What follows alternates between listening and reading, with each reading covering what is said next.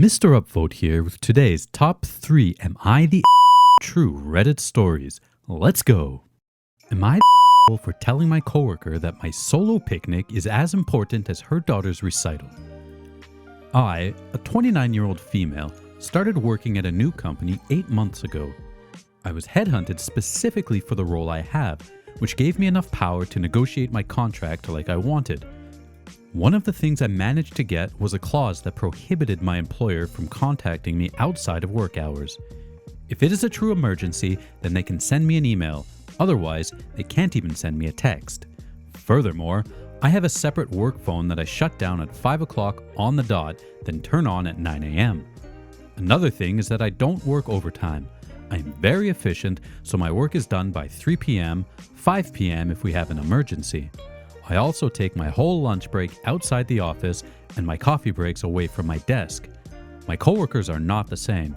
They tend to socialize during work hours and have work left for afterwards. They sometimes ask me to help, but I always decline by saying I have plans. I don't go into details, I just say that I have plans. These plans are 99% of the time just include going home, reading books, or sleeping, but that is my personal time. Monday, a coworker asked me if I could stay a bit later to help her out. Apparently, she was late with some essential work, but had to be done by that night because she had to attend her daughter's recital at 6. I said that I was sorry, but that I had plans. It was a nice day, so instead of going home, I just went to a park to read while breathing some fresh air, brought some fruit and bubble tea, and made a picnic out of it. My coworker found me there, and she was pissed. She said that I could have helped her if I didn't have plans. I said that I do have plans, this impromptu picnic. She said that it wasn't as important as her daughter's recital. So I said that, for me, it was even more important than her daughter's recital. She called me a and some of my friends agree. So, am I Now, for some other important things. How did she find me in the park? The park is small, near her daughter's school. I didn't know that, and I was sitting closer to the street. She was driving by looking for parking when she spotted me and decided to confront me. I guess she wasn't that late for the recital. We are not on the same team. She asked for help because she knew I know how to do her tasks, not because we are on the same team working the same project. For people who are worried about my career, thank you, but don't worry. I am not planning to climb the corporate ladder. All I want is a job that pays enough to live a comfortable middle-class life. I invested in a bit of a niche and rare skill set, and it paid me back with a 6-figure salary and being very sought after. All I have to do is maintain my skill set and keep up with the times, and I will be golden.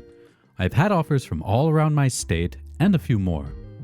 For those who say I'm a miserable loner, I have a very fulfilling personal life, with a tight-knit family and a great friend circle.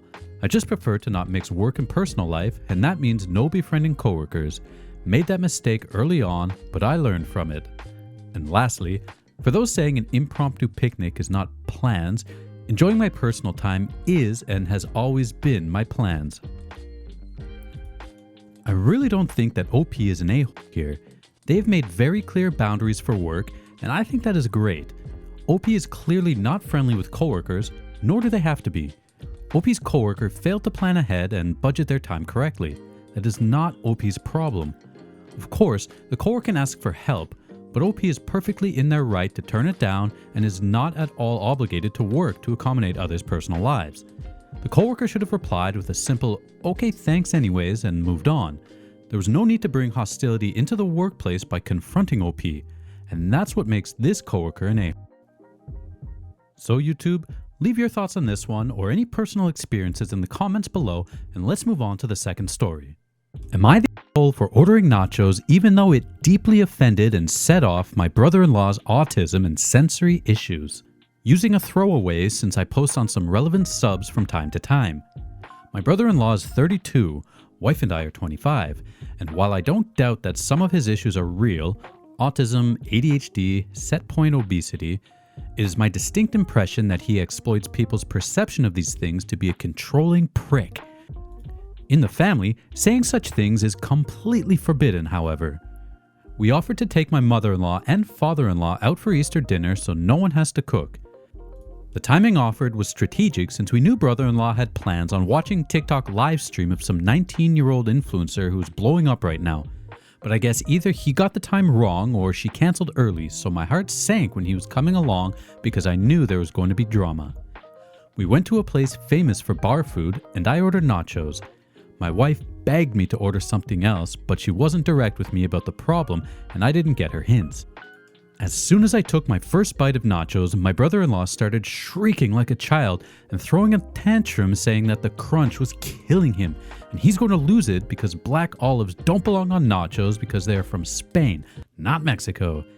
My wife, mother-in-law, and father-in-law told me I really screwed up and that I was making him uncomfortable. In a moment of pure honesty, I told them that the list of not allows around Brian is so long and effing ridiculous that I can't keep up. My wife said that she tried to tell me. I said, "No, you didn't tell me. You pussyfooted around it like we do every time this creep ruins a family function." Brother-in-law, father-in-law, and mother-in-law got up and left, leaving us with the bill, and needless to say, things between me and my wife have been tense ever since, and we really haven't spoken. I am absolutely the for my choice of words after he freaked out, and I get that. But I also think things needed to be said. But my question is, am I the for ordering the nachos? My wife says I should have known since she's sure she's told me, and I had to have noticed that they never have chips around because his misophonia can't handle the crunch.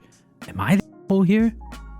I understand that having a family member with autism and misophonia can be very difficult at times. However, he is 32 years old. By this point, they should know how to better manage situations like this. They fully expect everyone around them to shape their behavior around the brother-in-law, which is ridiculous. It seems they've allowed themselves and everyone around them to be held captive rather than teaching and practicing proper coping behaviors. OP is not the a-hole here, and I hope that this can facilitate a serious conversation about their family dynamic. And I'd like to highlight a comment left by another Redditor. I'm autistic, and the way this man's family has raised him is 100% the problem. I want the OP to understand that because autistic people aren't dishonest or manipulative. I've at times thought that my behavior could seem manipulative to other people. That said, I would never think that someone should change their order because of me. If you use Dawn dish soap, I can taste it on your dishes. Yet, I don't suggest using a different dish soap. If you use a combination of Tide and Downy, the smell borderline enrages me. Yet, I don't suggest using a different detergent. OP's family has basically trained this grown man to expect the world to tiptoe around his issues the way they do, and I assure you, no employer or potential friend would agree. This man has literally been set up to be a lonely failure to society, and that's the worst part here.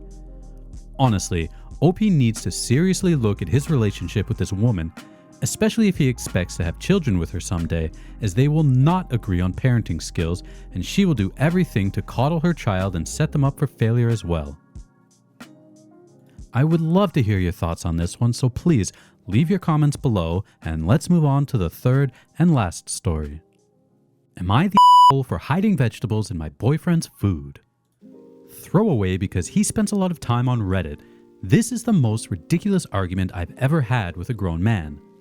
I, 28-year-old female, have been with my boyfriend, 36-year-old male, for a year, and we moved in together about 4 months ago.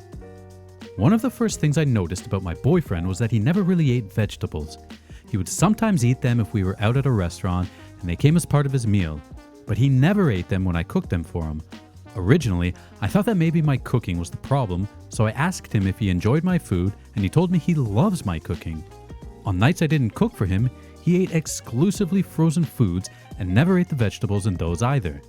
Naturally, he has some health issues, vitamin deficiencies, etc. He had phrased it to me as if he was somehow just genetically unlucky. I believed it for a while because I don't know how that stuff works, but eventually it became clear to me it's because he voluntarily eats a vegetable like once a month. 6 months ago, I started hiding vegetables in my cooking. If I was making pasta, I'd put the vegetables in I'd usually put in for myself, then take half out and blend it so he wouldn't notice the vegetable chunks, and then tell him I'd just scoop the vegetables out of his portion. This happens more often now we live together because I do all the cooking.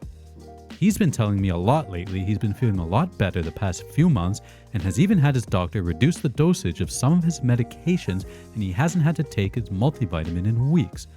I kept my mouth shut because I'm just glad he's feeling better, and it really does me no harm to hide the vegetables in his food. Yesterday, I was making one of our regular pasta meals.